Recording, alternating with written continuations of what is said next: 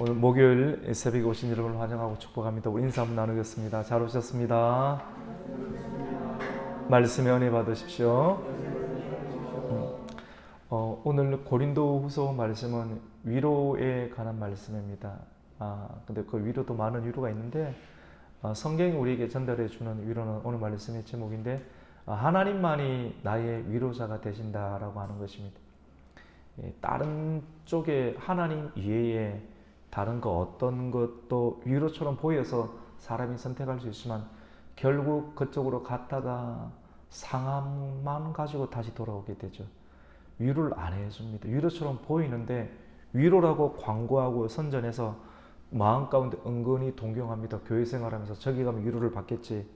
가지 말라는데 근데 막상 가보면 엄청난 상처를 받고 이제 돌아오게 됩니다. 결국은 성경입니다. 성경 속에서 하나님을 발견하게 되고, 하나님만이 나의 위로가 되시는구나.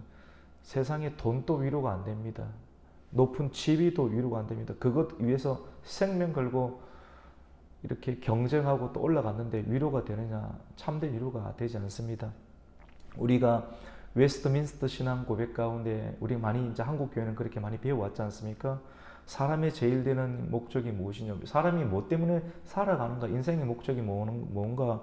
하나님의 영광을 위함이다. 막 그렇게 잘 배워왔는데 다 하나님 하다 보니까 참 마음이 좀 쓸쓸한 마음을 많이 느끼죠. 사실 그런 건 아닌데, 그래서 반대쪽으로 이렇게 하이델베르그 신앙 고백 보면 인간의 최고의 똑같은 내용인데요. 은어가 좀 달라요. 인간의 최고의 위로가 무엇인가? 그 위로는 바로 예수 그리스도시다 라고 이렇게 고백을 합니다. 인간의 삶의 목적이 뭔가? 인생의 최고의 영광이 되는 것은 뭔가? 바로 하나님께 영광이 되는 것이고, 인생의 최고의 위로는 무엇인가? 바로 예수 그리스도다.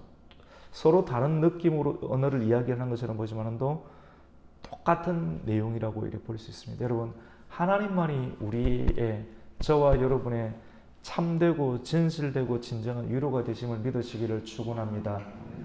여기 바깥에 나가면 의미가 없습니다. 하나님 외에는 정말로 이게 나무의 뿌리구나. 진짜 하나님이 이 세계를 창조하셨고 또 지금도 하나님 다스리고 계시고, 그리고 우리가 죽어서도 영원한 하나님 나라가 있구나. 이것을 믿지 아니하는 자들은 진정한 멸망이구나 하는 것을 우리 하나님께 선택받은 백성들 그것을 느끼게 됩니다. 여러분, 고린도 후서는 표면적으로는 사도 바울이 고린도 교회에 보내는 두 번째 서신처럼 보입니다. 그냥 이렇게 이해해도 괜찮습니다. 그래서 조금 실질적으로 성경을 연구하면 두 번째 편지가 아니라 더 이후의 편지다라고 이렇게 말하기도 하는데 크게 상관없습니다. 이 두 번째 편지다. 근데 이 고린도 후서에는 바울의 개인적이고 그리고 개인의 감정이 많이 드러난 서신입니다. 사도 바울이 신약 성경의 대부분을 기록을 했지 않습니까? 수많은 기록들, 로마서를 기록하면서, 여러분 로마서 기록하면서 또 갈라디아서, 또 다양한 서신들, 바울의 서신들을 보면서 바울 자신의 감정을 표현하는 거 보여왔습니까? 없죠. 사람이 기계처럼 느껴지지 않습니까? 복음을 전하는데, 복음을 전하면서 돌에 맞기도 하고 태장을 맞기도 하고 굶주림을 당하기도 하고 심각한 어떤 헐벗음을, 수치를 경험하면서도 내 마음이 수치스럽다, 힘들다, 이런 개인의 감정을 드러내지 않습니다. 저도 성경을 읽으면서 이 사람은 사람 맞나? AI 아닌가? 이런 생각합니다. 기질적으로는 이런 사람 참 담즙질 기질입니다. 우울질 기질은 다윗이고요. 고난 많은 고난 가운데서도 내가 힘들다, 내 감정이 힘들어진다, 이렇게 말하지 않고 계속 돌 맞고 일어나 죽었는데 피가 흘리는데 다시 웃으면서 옷 툭툭 털면서 일어나가지고 자기에게 돌 던진 사람, 많은 사람들 그것만 기억하잖아요. 마음에 앙심을 품고 돌 던진 사람 찾아와서 너 왜 이러냐 이렇게 멱살 잡고 흔들기도 바쁠 텐데 그런 모습 가지지 않고 다시 직진하고 내가 들어가야 될 사명의 자리로 들어가는 보면서 어떻게 보면 지도자들에게는 도움이 되죠. 감정을 훈련할 수 있는 어떤 상황이 되니까. 그런데 고린도 후서에 들어가면서 다른 여타 서신서에서 발견할 수 없는 바울 자신의 내면, 감정 이런 것들을 많이 표현하는 바울의 모습을 보게 됩니다. 이것은 무엇인가 하면 사람이 아무리 하나님의 사람이지만도 감정을 막 드러내는 것은 아닌데 잘 정리를 해두었다가 이 감정마저도 하나님의 영광을 위해서 또 교회의 필요를 위해서 지혜롭게 사용하는 사도 바울의 모습을 발견하게 됩니다. 고린도 후서에는 바울이 자신의 모습을 솔직하게 드러냅니다. 그리고 고린도 교회 내에 있는 대적들에 대해서 맹렬하게 비난을 표현하는 그런 모습도 보게 됩니다. 바울은 여러분 자신이 선교하였고 목회를 감당했던 지역, 선교했던 것은 에베소 지역에서 선교했죠. 그리고 또 고린도 교회에서 목회를 하였죠. 목회한 고린도 교회 그리고 선교한 에베소 지역에 대해서 많은 어려움이 있었습니다. 하나님의 사람이었지만 능력이 있고 하나님께서 전폭적으로 지지하고 반드시 천국에 들어가는 완벽한 하나님의 사람이었지만도 세상에서 조금 더 정확하게 이야기하면 자기가 개척한 교회에 자기가 들어가지도 못하는 참 안타까운 지경을 경험하게 되었습니다. 자기가 잘못했나요? 그렇지 않습니다. 그리고 복음을 전하는 선교주였던 에베소에서 너무나도 끔찍한 봉변을 당하기도 했습니다. 고린도 교회를 개척한 바울은 고린도 교회 성도로부터 거절을 당했어요. 여러분 거절 당해 보셨어요? 우리 장 집사님 거절 당해 보셨어요? 당할 때 감정이 어떠십니까? 정말 만만치 않죠, 맞죠? 자기가 힘이 없으면 무너지든지 힘이 있으면 그 힘을 표현하고 싶죠, 맞죠? 이해가 되세요? 이게 기가 막힌 거예요. 자기가 상대보다 힘이 없으면 무너지게 되고 보편적인 사람은 실제지 않습니까? 그리고 그 사람보다 힘이 있는데 상대가 들어온다. 절대 가만히 안 있죠. 어느 누가 가만히 있겠습니까? 반드시 응징하거나 보복하게 됩니다. 근데 하나님께서는 사도 바울이 이런 경험을 했을 때 거절당하고 또 비판을 경험을 했을 때 사도 바울의 감정을 잘 잡아주셨습니다. 그리고 표현할 때 지혜롭게 분노의 감정을 정리해내는 것이 참 중요하거든요. 우리가 에워싸임을 당하고 비난을 당하고 거절을 경험하게 되었을 때 반드시 이 분노 한쪽은 분노 한쪽은 의기소침해는 근데 이 두 가지 다 사실은 영적으로 보면 교만한 상태입니다. 교만은 하나님께 포함되지 아니하는 상태를 두고 교만이라고 하거든요. 하나님께 끝까지 붙잡혀 있게 되면 이런 부분들을 잘 처리할 수 있게 되는데 이 교만이란 상황은 분노가 나타나든지 아니면 우월하고 자포자기해버리는 어떤 상황들. 근데 성경은 계속해서 교만하지 마라, 겸손하라. 겸손함을 통하여서 어떤 경우에도 자포자기하지 말고 어떤 경우에도 분노하지 말고 균일한 중심된 감정을 분리해서 중심된 마음을 가지라라고 이렇게 고백을 하게 됩니다. 예수 그리스도가 그 사람 마음 가운데 중심자리 가운데 여전히 공의의 힘을 미치고 있다라고 하면 하나님을 믿는 믿음 때문에 현재의 상황, 현재의 비난, 현재의 억울함의 상황을 내가 표출하지 아니하고 그리스도 십자가, 주님께서 이 문제를 위해서 나를 위해서 십자가에 돌아가셨구나 하는 것을 믿는 믿음으로 그 상황을 지나갈 수 있고 결국은 하나님께서 공의로 해결하게 되는 것을 보게 됩니다. 여러분 바울은 에베소에서도 복음을 전했는데 에베소에서 죽을 뻔했습니다. 예수 그리스도 복음을 전했어요. 여러분 복음 때문에 고난을 받는다는 내용이 있거든요. 복음 때문에. 복음 없이 고난 받을 수도 있습니다. 그러면 사람은 많이 힘들죠. 근데 복음 때문에도 고난을 받게 될 때 에베소 가서 사람의 손으로 만든 것은 다 우상입니다. 사람의 손에 의해서 만든 것은 우상이고 신이 아닙니다라고 전했는데 에베소 도시 가운데 아담의 여신이 있습니다. 에베소 도시 굉장히 헬라 문명이 발달했지만도 아데미 여신을 만들어서 돈벌이가 굉장히 짭짤했습니다. 이해가 되시죠? 그래서 성경은 그 아데미 여신을 만들었던 사람을 데메도리오라고 합니다. 사도 바울이 하는 것을 보니까 복음을 딱 전했을 때 세상에 경제를 가지고 있는 사람을, 어떤 지식을, 힘을 가지고 있는 사람들 바로 영적으로 딱 느끼게 됩니다. 그리고 분위기를 만들어 버립니다. 뭐 이런 걸 가스라이팅이라고 그러나요, 요즘은요. 복음 때문에 가스라이팅이 만들어지게 딱 되는 거거든요. 영적인 것입니다. 목회자는 항상 그런 걸 봅니다. 딱 느끼거든요. 복음 때문에 만들어지는 어떤 영적인 구조들. 복음을 전하면 자기 자신의 위치가 어떻게 됩니까? 감소가 되는 거거든요. 이 감소가 되는 부분들, 이렇게 사실 감소가 돼도 죽어야 돼요. 사실 죽고 다시 예수께 와야 돼요. 예수께 와야 되는, 예수께 오지 아니하니까 에베소에서 이 데메도리오라고 하는 사람이 주변의 사람을 다 결탁을 시켜가지고 어떻게 이야기를 하게 되는가? 우리가 우상을, 아데미 여신을 만들므로 인해서 돈벌이가 되고 지금까지 영업을 잘했는데, 실제로 영업이란 말을 씁니다. 영업을 잘했는데 저 한 사람이 이 지역 가운데 들어와서 하나님을 전함으로 말미암아, 복음을 전함으로 말미암아 우리가 앞으로 다 죽게 되었다. 큰 도시, 이 큰 도시 에베소 그리고 아데미 신이여 일어나라, 이렇게 하니까 사람들이 어떻게 됩니까? 그 이야기를 듣고 군중이 한번 일어나게 되면 폭도로 변하게 됩니다. 폭도로 변하게 되면 이 사람을, 한 사람을 죽이는 것은 말도 아니지 않습니까? 큰 원형 경기장에서 사도 바울이 완전히 죽을 뻔한 위기를 경험하게 됩니다. 사도 바울은 그 이야기를 하고 있습니다. 우리 8절 말씀 한번 읽습니다. 8절과 9절. 그때 사도 바울이 얼마나 마음이 힘들었는지. 다른 데서는 이런 표현을 잘 안 하는데요. 고린도 후서에는 참 많이 나옵니다. 우리 8절 9절 읽습니다. 시작.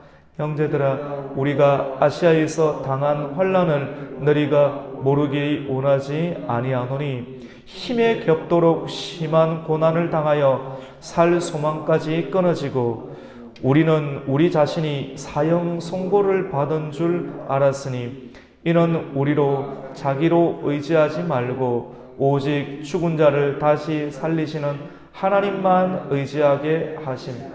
이 복음 때문에 이런 고난을 받게 될 때 왜 이런 고난을 받게 되는가? 복음 전하지 말아야 되는가? 그만둬야 되는가? 이것이 아니라 이런 고난 속에서 무엇을 발견하게 되면 하나님만을 의지하게 되는 법을 배우게 되었다라고 말합니다.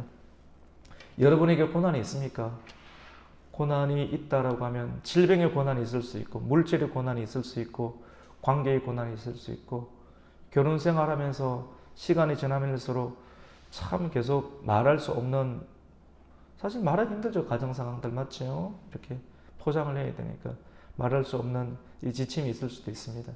이런 상황 속에서 우리는 무엇을 배우게 되는가? 하나님만을 의지해야 되는구나라는 것을 발견하게 됩니다. 바울은 복음을 전하면서 감옥에 갇혔고, 여러분 감옥에 갇히지도 않았지 않습니까? 채찍에 맞지도 않았죠. 그냥 살면서 힘들던 거잖아요, 대부분. 성도들은 대부분 그냥 살면서 힘든 거잖아요. 자녀 때문에 힘들고, 남편 때문에 힘들고, 물질 때문에 대부분 이런 부분이고, 말씀으로 위로를 받잖아요. 근데 사도 바울은 그것도 사실 믿음이거든요. 믿음 때문에 나타나는 현상인데, 조금 더 나아가서 진짜 그리스도의 복음 때문에 힘든 거거든요. 그리고 채찍을 맞기도 하고 돌에 맞아서 머리가 터지기도 했습니다. 죽기 일보 직전이기도 했습니다. 담벼락을 강줄에 자기 몸을 의지해서 그렇게 도망을 가야 되는 그런 위기도 있었습니다. 배고픔의 위기, 수면 부족의 위기, 경제적인 궁핍, 이런 다양한 일들이 사도 바울이 어디 하나 뭐 빠지는 게 있습니까? 그래서 예수 안 믿으면 어디 가도 큰 소리 치고 떵떵거리며 살 수 있는 그런 사람, 법을 전공했고 탁월한 뭐 서울대학교 이상, 뭐 사람 지식 있고 힘이 있으면 다들 엎드리는 것도 아니겠어요? 오늘날도 마찬가지지만 충분히 그래서 할 수 있는데, 예수님 만나가고 자기 자질을 포기하고 예수를 전하는데 이런 일들을 실제 당했다라고 하는 것입니다. 바울은 이러한 환난 속에서 낙심하지 않았습니다. 그리고 여러분, 고린도 교회, 이제 또 목회했던 고린도 교회 이야기를 하는데, 고린도 교회 안에서 바울은 참 힘들었는데 무엇이 힘들었냐면 자기 자신을 인정해주지 않아서 힘들어요.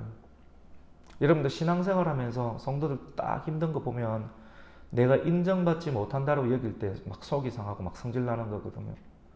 잘 다스려야 됩니다, 여러분. 잘 다스려야 돼. 그런 일이 일어날 수 있어요. 사도 바울은 예를 들어서 자기 자신이 복음을 전하는데 복음을 전하는 가장 기본적인 어떤 권리가 뭐냐면 사도권이거든. 내가 목사라 이거죠. 그래서 당시 목사, 저 사람 목사 아니다. 사도 아니다. 저 사람 집사 아니다. 잘못된 데서 왔다. 뭐 이런 식으로 이야기를 해서 사도 바울이 전하는 복음 자체, 그 복음의 자리 현장에서 설교의 현장에서 그를 끌어내리려고 하는 이단, 뭐 이단이라고 이야기를 해도 될 것 같아요. 유대교 사람이 끊임없이 사도 바울을 쫓아다니게 되었습니다. 그리고 그 사람이 고린도 교회에 와서 사도 바울의 사도권에 대해서 의심하게 하는 이야기를.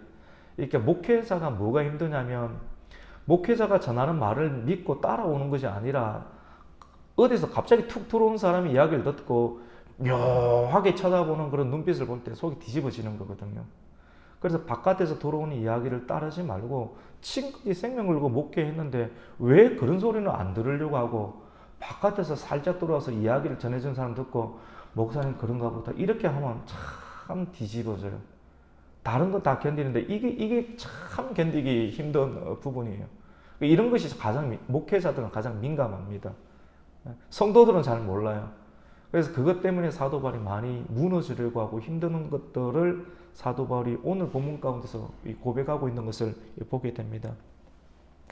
그래서 바울은 오늘 고린도 후서를 기록하면서 가장 먼저 자신의 정체성에 대해서 자기 자신이 예수 그리스도께서 자기를 임명해 주신 사도다라고 하는 것을 고백합니다. 이 문제가 크다. 우리는 별로 이 문제가 안 중요한 것 같거든요. 근데 바울은 이게 굉장히 중요해요. 이게 흔들리면 안 되지 않습니까? 오늘 그 말씀 우리 한번 볼까요? 우리 1절 그리고 1절을 한번 읽습니다. 시작. 하나님의 뜻으로 말미암아 그리스도 예수의 사도된 바울과 형제 디모데는 고린도에 있는 하나님의 교회와 또 온 아가야에 있는 모든 성도에게 고린도 뭐 전서나 후서나 바울 서지 뭐 항상 이런 말 뭐 성도들이 이게 안 하다야. 나 지금 당장 힘드니까 이 힘든 마음을 위로해 줄 수 있는 실질적인 어떤 타이레놀, 영적인 타이레놀을 달라고 이야기를 하죠. 근데 여기까지를 눈에 들어오게 될 때 내가 처하고 있는, 성도가 처하고 있는 다양한 문제들까지도 살필 수 있고 은혜를 받게 되죠. 저도 이런 말씀 이전엔 잘 안 들어왔어요. 당장 성도들에게 주고 싶은 센세이션한 말씀. 성도들에게 주고 싶기도 하고 나도 그게 반응하기도 하고. 근데 이런 것들이 이제 섭렵이 되고 정리가 되니까 보편적으로 보이는 이 안에 정체성에 관한 부분이 있구나 하는 걸 발견하게 됩니다. 하나님의 뜻으로 말미암아 내가 여기까지 와 있는 것 하나님의 뜻이라는 거죠. 여러분이 여기까지 와 있는 것 하나님의 뜻이라고 하는 거죠. 그리고 하나님의 뜻으로 말미암아 내가 다시 편지를 쓴다는 거예요.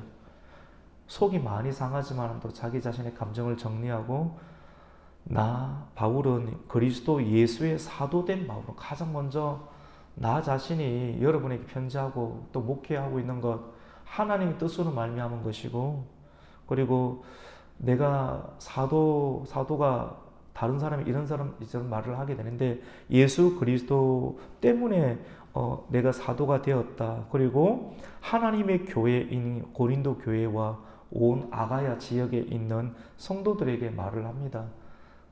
그들이 사도 바울을 어떻게 합니까? 쫓아냈거든요, 여러분. 근데 얼마나 마음이 힘들겠어요, 사실은. 그런데 그 성도들에게 편지를 보내서 뭐라고 이야기를 하는가? 따뜻하게 이야기를 합니다. 우리 2절 말씀을 같이 읽습니다. 시작. 하나님 우리 아버지 주 예수 그리스도로부터 은혜와 평강이 있기를 원하노라. 이 교회 안에 분쟁이 일어나는 여러 가지 이유들은 바깥에서 들어온 사람들이 만들어낸 이야기를 따르려고 하는 이 폭도로 변하는 성도들의 경향들이 있습니다. 성도들이 참 위대하고 귀하지만도 또 연약해요, 양들의 상황이. 왜냐하면 말씀 따라가는 것이 좀 지치고 또 말씀 다 못 따라갔을 때 뒤처지는 게 있을 때 누군가가 와가지고 이야기를 하게 되면 그 이야기를 듣고 사도 바울을 밀어내고 싶은 마음이 있는 거거든요. 그래서 상대적으로 내가 뒤처져 있는 상황을 해소시키고 싶은 개인적인 본능들이 있는 거잖아요. 그렇게 많이 흔들리는 걸 보게 됩니다. 그래서 바울은 오늘 고린도 후서를 기록하면서 가장 먼저 자신의 정체성에 대해서 사도임을 밝히게 됩니다. 유대교 이단이 들어왔죠. 유대교 이단이 들어와서 거짓 복음으로 갈라디아에서 보면 굉장히 강하게 그 이야기를 많이 합니다. 바울이 전하는 복음을 희석하고 또 바울이 전하는 설교와 또 복음을 전하는 그 사도의 고난에 관해서 비방하는 불순한 자들의 그런 소리에 반응하여 바울을 의심하고 또 비방했던 고린도 교회 그 성도들에게 목회자는 많이 마음이 상했지만 다시 마음을 추스려서 주 예수 그리스도의 아버지로부터 오는 주 예수 그리스도의 은혜와 평강이 여러분에게 있기를 원합니다. 그러면서 이렇게 이야기를 합니다. 여러분 고린도 후서 참 힘들어요. 탁탁 안 들어와요. 지금 제가 설명을 이렇게 해드리는 것이 많이 연거롭기 때문에 쭉쭉쭉 편안하게 들어올 수 있는 거예요. 사실 그냥 읽으면 한번 읽어보세요. 고린도 후서 내용이 좀 들어오는지 잘 안 들어옵니다. 그러면서 사도 바울이 이야기를 합니다. 찬송합시다. 찬송합시다. 우리 3절 읽습니다. 시작. 찬송하리로다. 그는 우리 주 예수 그리스도의 하나님이시요 자비의 아버지시요 모든 위로의 하나님이시며, 이제 그러면서 해야 될 이야기를 합니다. 우리의 모든 환난 중에서 우리를 위로한다. 그리고 우리로 하여금 하나님께 받는 위로로서 모든 환난 중에 있는 자들을 능히 위로하게 하시는 이시로다. 잘 이해가 안 돼요. 그리고 우리 5절 말씀 한번 읽어봅시다. 시작. 그리스도의 고난이 우리에게 넘친 것 같이 우리가 받는 위로도 그리스도로 말미암아 넘치는 도다. 여러분 우리에게는 위로가 필요한데요. 예수님을 믿고 따라가게 되면서 겪게 되는 고난이 있습니다. 그런데 사도 바울은 오늘 고린도 후서를 통해서 예수님을 따라가면서 고난을 받게 되는데 고난이 있거든요. 예수님 때문에, 예수님의 사역에 참여하는 것 때문에, 예수님 안에 있음으로, 예수님의 성품에 참여함으로 반드시 고난을 받게 됩니다. 영적인 가스라이팅을 받게 됩니다. 근데 이런 상황들 속에서 고난을 피할 것인가? 아니요. 고난을 피하지 말고 고난을 잘 이기고 지나가게 될 때 그 속에서 하나님의 위로가 있다라고 합니다. 참 이게 이해되기는 힘들어요. 머리로는 이해 안 됩니다. 고난이 있는데 그 고난이 곧 위로가 된다고 말을 합니다. 언어로는 이렇게 표현할 수밖에 없어요. 계속 그 이야기를 합니다. 오늘 고린도후서 1장 말씀 가운데 3절에서 7절 속에 위로라는 말씀이 10번이나 나옵니다. 여러분 어디서 위로 받겠습니까? 좋은 커피숍에서 위로해 보십시오. 사람 만나서 하루 종일만 이야기하면 그 사람에 대해서 이렇게 별로 재미가 없어요. 새로운 사람 만나도 몇 번 만나면 한 달 이내에 흠이 보이고 별로 위로가 안 됩니다. 사람이 위로가 안 되면 다른 것은 다 위로가 안 되는 거거든요. 그래서 사역이 위로가 되는구나, 고난이 위로가 되는구나, 예수 그리스도의 사역에 참여하고 고난 속에서 참된 인생의 위로가 있다라고 이렇게 말씀을 합니다. 그래서 우리가 방금 읽었던 것처럼 5절 말씀에 그리스도의 고난이 우리에게 넘친 것 같이, 예수님 따라가면 잘 믿으면 고난이 엄청 많거든요. 그래서 그리스도의 고난이 우리에게 넘친 것 같이 우리가 받는 위로도 예수 그리스도 때문에 굉장히 넘치게 된다, 이런 말을 합니다. 고린도후서 성도들 잘 못 읽고 읽지도 않습니다. 시편보다 더 어려워요. 몇 구절 질그릇 같다 이런 구절만 독특하니까 알고 있는 것처럼 보이지, 한번 읽어보십시오. 나머지 고린도전서는 눈에 들어오잖아요. 우상의 문제, 방언, 이런 내용들이라서 다 들어와서 이해가 되는데 고린도후서 한번 읽어보세요. 이해가 되는지. 쉽지 않은 내용이에요. 감정의 내용이고 영적인 내용이고 다시 고난 속에 위로가 있다라고 이런 어떤 내용이기 때문에 그렇습니다. 여러분 우리가 환난을 당하는 것도 누군가가 환난을 당하는 것, 고난을 당함으로 말미암아 누군가에게 위로가 된다고 합니다. 이 말 어떻게 해석할까요? 예수 그리스도께서 채찍에 맞음으로 인해서 우리가 나음을 입었더라는 이사야서 말씀이 있잖아요. 이 말씀이 실질적인 적용이에요. 내가 그리스도 예수님을 믿고 따라감으로 예수님이 내 안에 계심으로 예수님이 채찍에 맞는 상황을 만들어줘요. 세상이 그렇게 또 압박을 해오고요. 그리고 먼저 된 자들이 예수님을 끝까지 믿음으로 고난에 참여함을 통해서 그리스도를 깊이 알아가게 되는 개인의 위로를 경험하게 되고 누군가가 또 위로를 얻게 되고 또 하나님의 사람이 위로를 발견하게 될 때 이 위로로 인해서 다른 사람들까지도 위로가 된다. 여러분 이해가 되시나요? 여기까지밖에 설명을 못하겠습니다. 우리 그 말씀을 한번 보겠습니다. 우리 6절 말씀입니다. 같이 읽습니다. 시작.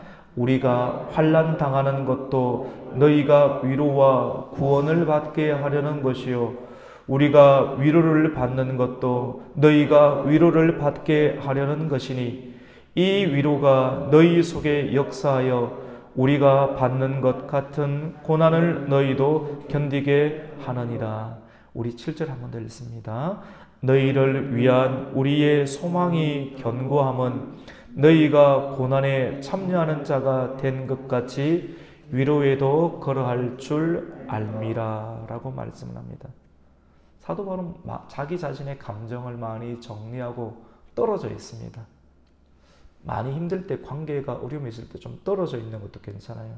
또 하나님께서 그렇게 만들고 그렇게 또 사역에 집중하고 지난날을 생각하면 많이 힘듦이 있지만 다시 고린도 교회가 자기 자신이 나오고 난 이후에도 어렵다라고 하는 소식을 듣고 잘 됐다, 있을 때 잘하지, 이렇게 하지 아니하고 마음을 잘 간수하고 다시 편을 들어서 그 실질적인 문제를 하나씩 정리해나가는 고린도전서를 기록하고 이웃 가운데 또 실질적인 내면의 문제를 다루는 고린도후서를 기록하는 사도 바울의 영성, 감정관리 잘하는 거죠. 아예 죽이라는 거 아닙니다, 여러분. 감정을 표현하는데 지혜롭게 표현하라고 하는 거예요. 그건 지혜가 어떤 것인가? 우리 인간의 지혜는 아닌 것 같아요. 말씀을 정리하겠습니다. 나머지 8절, 9절 이런 내용들이 아까 있었던 지금 고린도후서 1절부터 7절까지는 고린도 교회 목회하는 상황에 관해서 이제 메시지를 전하고 그리고 8절, 9절은 에베소 교회에서 있었던 선교지역에 있었던 목회지에서도 힘들었고 선교지에서 다 힘들었거든요. 그 두 가지 내용을 영적이고 감정적인 형태로 잠깐 이 설교를 드렸고요. 그리고 오늘 우리가 11절까지 읽게 되었는데 여러분 고난을 이긴 사람만이 고난 당한 사람을 위로할 수가 있습니다. 여러분 자녀를 키우지 않습니까? 무엇으로 위로할 겁니까? 돈 갖다 주는 걸 해결되겠습니까? 자녀 바르게 못 자랍니다. 많은 사람들은 내 자녀에게 있는 돈, 내가 생고생돼서 돈만 갖다 주면 자녀가 바르게 클 것 같죠? 예수 안 믿고 부모 공경 안 합니다, 나중에. 그럴 것 같죠? 참 안타까워요. 사람들, 어르신들 중에서도 예수를 전하기보다는 그냥 다 돈으로만 해결하려고 하는 사람들이 있습니다. 자기 자신도 예수 믿지 아니하고 되게 안타까운 거죠. 예수를 전하는 겁니다. 예수. 고난 속에서 내가 먼저 예수님을 믿고 또 고난을 알고 또 고난 속에서 그리스도의 위로를 경험한 사람이 내 자녀를 양육할 수 있고 내 자녀를 바른 길로 인도해 낼 수가 있습니다. 자식 농사 잘 지어야 되죠. 만만치가 않죠, 맞죠? 만만치가 않지만도 부딪히는 그런 어려운 가운데서도 그리스도의 고난과 위로를 전하는 것이 참 중요합니다. 여러분 고난이 넘칠수록 위로가 넘칩니다. 또 삶 가운데서 극한 상황을 만나게 될 때 여러분 그 상황은 주님을 의지하는 법을 배우는 훈련의 장소입니다. 말씀을 정리합니다. 고난이 있습니다. 고난 없는 사람 없고요. 하나님께 은사를 많이 받은 사람일수록 고난은 일반 사람들보다 가중치가 한 두세 배 훨씬 더 크게 됩니다. 하지만 고난이 많기도 하고 또 위로도 그만큼 많기도 합니다. 그래서 많은 사람들에게 옳은 길로 인도할 수 있는 말씀을 전합니다. 목회자뿐만 아니라 평신도들 가운데서도 신앙의 깊이가 깊으신 분들이 많습니다. 제가 볼 때는 우리 가곡교회 이 새벽기도 나오시는 분들은 그런 분들이거든요. 굉장히 영성이 깊어요. 웬만한 목사님들 이상으로 정말 헌신도와 비전과 또 고난도 깊고 위로 많은 사람들을 위로할 수 있는 그런 영성이 있다라고 저는 이렇게 자부합니다. 고난이 있습니다. 여러분, 고난이 있을 때 기도하십시다. 그리고 찬송하십시다. 기도 중에 거하시는, 그리고 이스라엘의 찬송 중에 거하시는 하나님이 위로해 주실 줄로 믿습니다. 아멘. 하나님 감사합니다.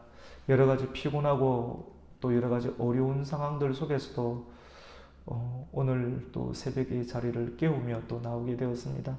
하나님, 이 자리 가운데 나온 우리 성도님들 위로하여 주시옵소서. 고난이 많고 또 고난이 있는 자 가운데 하나님의 위로도 많다라고 했습니다.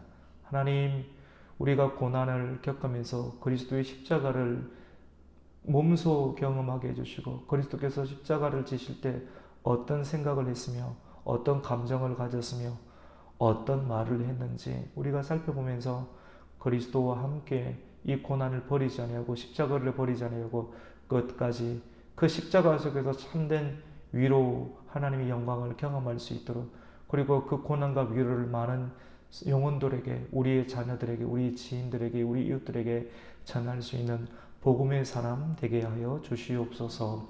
예수님의 이름으로 기도드립니다. 아멘.